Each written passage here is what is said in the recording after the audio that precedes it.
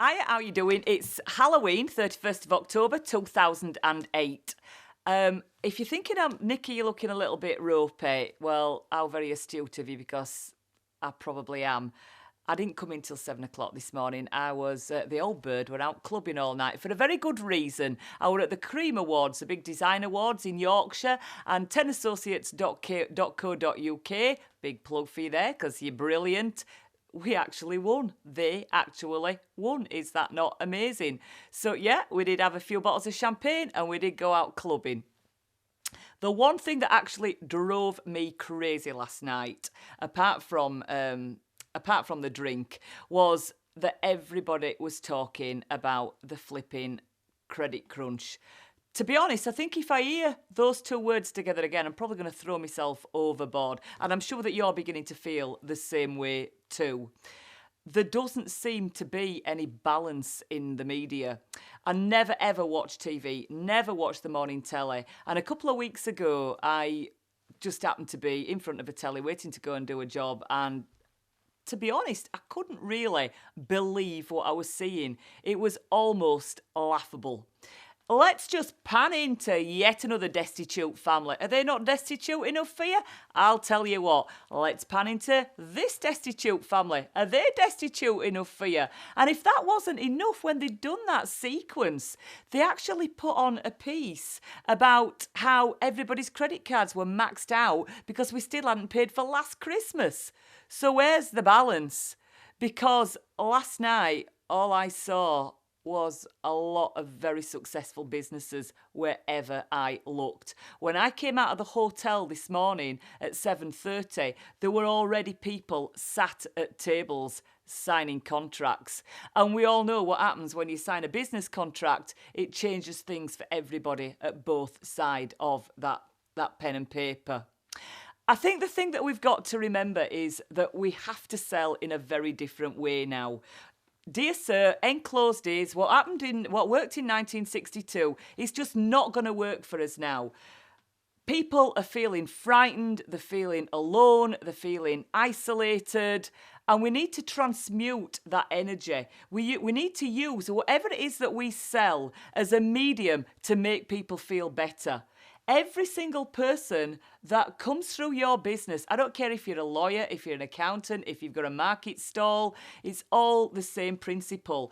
Everybody that comes through your business, you must make a conscious effort to make those people feel better. That angst and that isolation has got to be transmuted into inspiration and belonging. Because if we can move people energetically with words from one place to another, they're going to take the action of buying the product or the service that you sell. But one of the problems in business that I see every single day, every time I stand up and speak, is that people, the more frightened they get, the more sterile they become. You see more of the Dear Sir enclosed is, we would like to introduce our products and services. It just drives you completely nuts. In actual fact, it puts you into a business speak trance.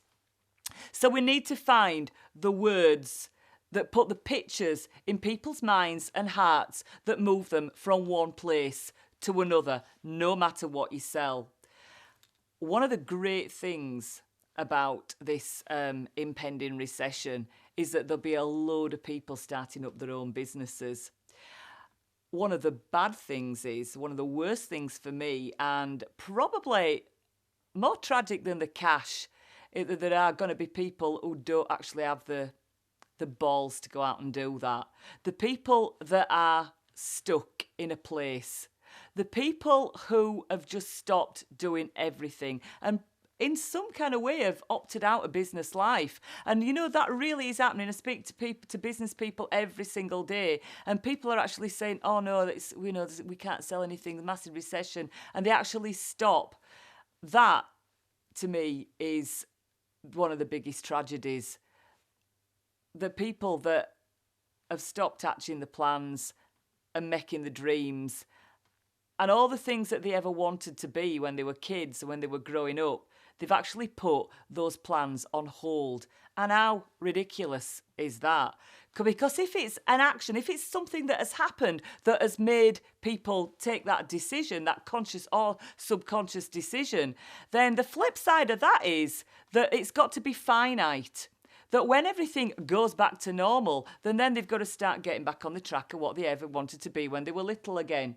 And that's an interesting thing, isn't it? Because if that's the case, well, make your decision then. When's it going to be? Is it going to be 2 weeks after Gordon Brown tells us everything's going to be all right? Is it 4 weeks, 6 weeks, 2 months, 20 years? Never?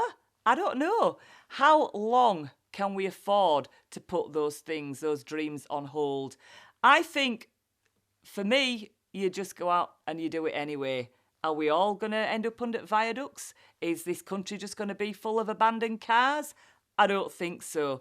I think the difference is going to be that we're going to have to fight a little bit harder, and we're going to have to work in a slightly different, more emotive way, selling who you really are, not the product. There's a lot of components, as everybody knows, to what I do, but I think that those are a couple of the key things. And on that, actually fighting a little bit harder, don't you think that most people's problem is that the biggest fight that they've actually got is fighting with themselves? Whatever it is that you saw that 4 o'clock that morning when you went down into your kitchen and you started writing out your business plan and you started to dream and you started to imagine yourself having created this amazing business, you've still got to have it. No matter what is going on the outside, you've still got to have it. And I think that there's absolutely no negotiation on that. I've done now. So, if you want to see some of that cash jumping into your tills, and you want to see how we would modify those principles and apply them to exactly what you do, get in touch with us. Justine@higheritsnicky.com or Nikki@higheritsnicky.com. So we hope to see you really soon, and take care until then. Last bit were all right. Just put that very last bit.